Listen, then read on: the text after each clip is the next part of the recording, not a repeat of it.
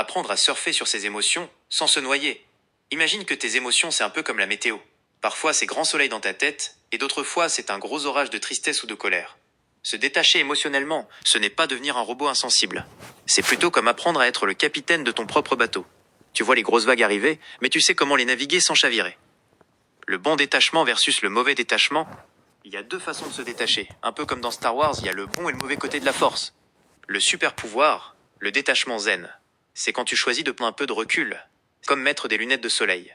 Tu vois toujours ce qui se passe, mais la lumière agressive des émotions ne t'aveugle pas. Les bénéfices, moins de stress. Tu paniques moins vite. Meilleure décision. Tu réfléchis avec la tête froide. Stop à l'éponge. Tu arrêtes d'absorber les mauvaises ondes des autres. Le piège. Le détachement forteresse. C'est quand tu construis une muraille géante autour de ton cœur. Personne ne peut entrer. Ni les mauvaises émotions, ni les bonnes. Tu finis par te sentir seul et vide à l'intérieur. C'est comme regarder ta vie à la télé au lieu de la vivre. Ma boîte à outils de super-héros émotionnels. Voici quelques techniques super simples pour apprendre à surfer sur les vagues. 1. La respiration pause. Quand tu sens l'émotion monter d'un coup, stop. Prends une grande inspiration par le nez, compte jusqu'à 4, et souffle tout doucement par la bouche, compte jusqu'à 6. Ça calme ton cerveau en moins de 2. 2. L'observateur de nuages. Imagine que tes pensées et tes émotions sont des nuages qui passent dans le ciel. Allonge-toi, regarde-les passer. Ne t'accroche à aucun nuage, ne les juge pas. Dis-toi juste, tiens, un nuage de colère.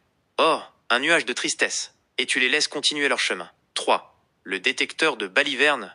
Ton cerveau adore te raconter des histoires. Surtout des drames. Quand une pensée négative arrive, je suis nul, ça va être une catastrophe, deviens un détective. Est-ce que cette pensée est 100% vraie? Est-ce qu'il y a une autre façon de voir les choses? Souvent, tu verras que ton cerveau exagère un peu, beaucoup. 4.